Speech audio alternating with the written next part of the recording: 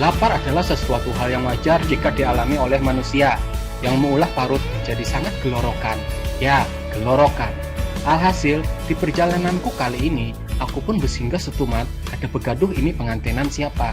Yang penting kau umpat makan, karena perutku yang sudah rasa pindah padih banar. Ya, padih. Dengan nikmatnya aku pun menyantap dan menikmati makanan di kondangan yang aku tak peduli kondangan siapa ini, sambil duduk di pelaminan sebagai penambah greget cita rasa pada makanan yang aku cunton.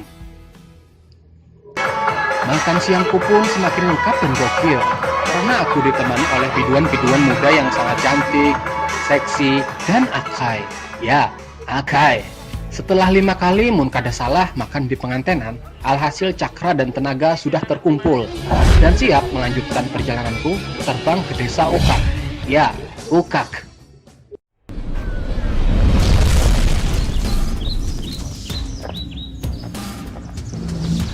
Pendaratanku ke desa Ukak berjalan mulus, tapi sayang, ternyata aku dijajak lading yang bejukingan di tengah kertak. Akhirnya lading pun tertajak di batis kiriku yang kali ini sangat membuatku kesakitan dan tekuciak. Ya, tekuciak. Bilang liwar merantan sakit banar alahan pada terjajak tahi kucing, karena tahi kucing sangatlah berbeda sekali teksturnya dengan lading. Lading biasanya digunakan ibu-ibu sebagai alat dapur untuk membantu mereka begawian di dapur dan terjual bebas di pasaran dengan harga yang cukup terjangkau. Sedangkan tahi kucing merupakan sesuatu bentuk sebuah ekosistem yang sudah tak bernyawa, yang kadang biasanya tertimbun oleh elemen pasir. Aku pun akhirnya diangkat dan dipopong kesana kemari kada karuan tampuh oleh Paman Kajung dan Kenanakan Pinapangang. Cukup jauh kami berjalan, akhirnya kami menemukan sebuah kendaraan yang kami cuntan dan kami tunggangi bertiga agar kami cepat sampai ke rumah dan sesegera mungkin mengobati luka batis yang terjajak lading. Ya, lading.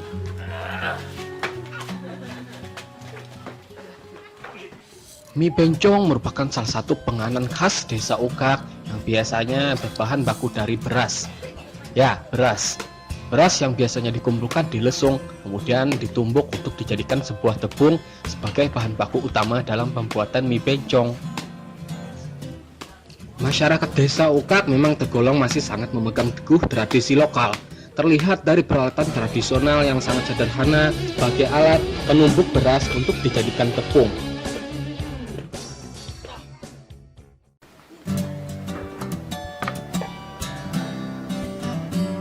Tepung beras yang telah selesai diayak dari hasil penumbukan, limbahnya itu siap untuk dicampur dengan gula, sedikit air yang telah disterilkan dari kuman penyakit, dan beberapa penambahan bumbu lainnya. Kemudian diaduk sampai adonan merata dan menjadi satu.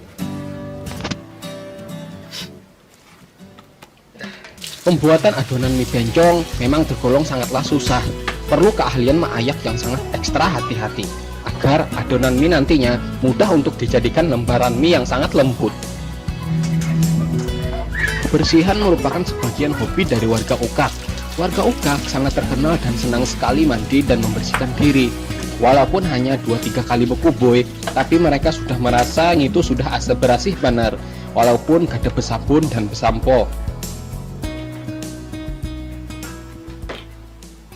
Selanjutnya, adonan yang sudah pina nahap dan pina mengaras dicampurkan dengan beberapa irisan bawang merah guna menambah cita rasa dalam penganan mie bencong nantinya. Dalam pengirisan bawang, teknik terbaik yang sering digunakan warga Ukak adalah mengiris bawang menggunakan parang.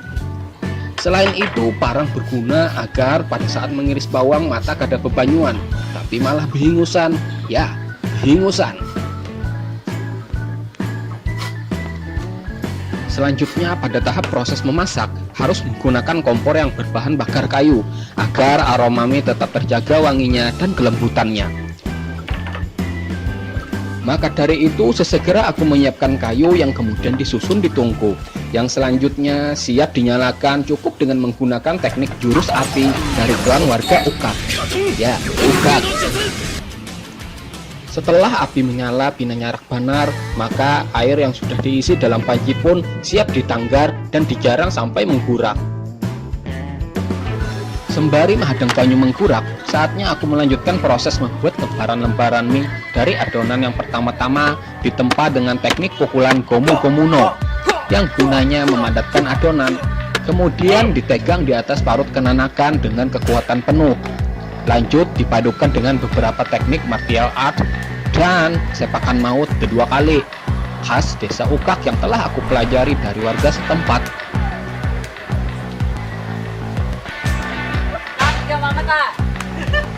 Teknik selanjutnya, adonan digiling-giling dan dihantak-hantak agar adonan menjadi makin padat dan kalis. Dan teknik terakhir, adonan digunakan gasan main tali guna memastikan adonan sudah cukup padat dan siap dipotong kecil-kecil menjadi untayan-untayan adonan mie. Setelah melalui beberapa proses yang pada masuk di akal, akhirnya beberapa lembaran adonan mie pun sudah didapatkan dan tahap terakhir siap untuk dimasak.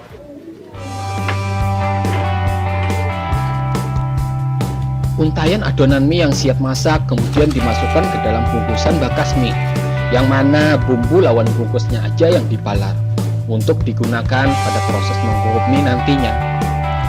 Air yang sudah menggurak dan mendidih, limbahnya itu langsung aja dimasukkan ke dalam bungkusan mie yang sudah dibuat dan siap kukup. Lama proses mengkukup mie hanya sekitar 1 menit wara, karena jika lebih pada itu dikhawatirkan mie kena jadi bangkak. Kemudian campurkan dengan bumbu-bumbu bakas nukar mie tadi, diaduk kadusah rata, dan mie bencong pun siap untuk dibantas.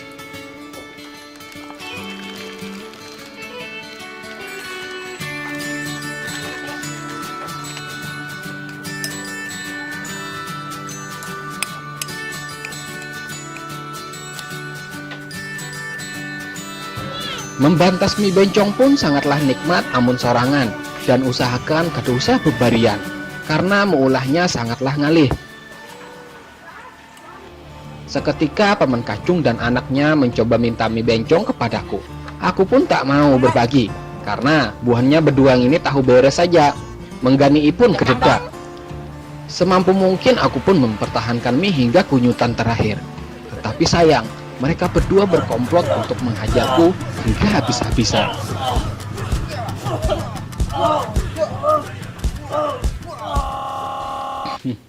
Begitu malang nasibku hingga akhirnya aku pun harus dirawat di rumah sakit dikarenakan dikeroyok lawan bubuhan bala tadi. Melawan pun aku tak mampu karena batisku diikat di atas pohon ampalam oleh 2 orang pendayangan tadi. Untungnya aku dirawat baik oleh perawat rumah sakit yang cukup bersahabat. Hendak berkunjang ke sana kemari pun aku diantarakannya. Hingga suatu ketika, tak tahu dibawa kemana, ternyata ada niat buruk juga yang ingin dilakukan oleh suster ini kepadaku. Mungkin karena penglihatanku yang bermasalah gara-gara dipukuli tadi, aku hanya tersadar bahwa suster ini adalah suster Miang, dengan awak dan batis berbulu labat, ia Bandar Mariaban, yang sangat kemiangan untuk memiliki tubuh atletis dan proporsional milikku ini.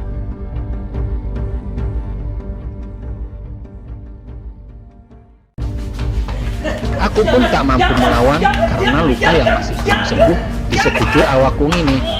Dan aku hanya pasrah dan cuma bisa mengucapkan kata-kata ya metek dasai. Ya, aku dasai.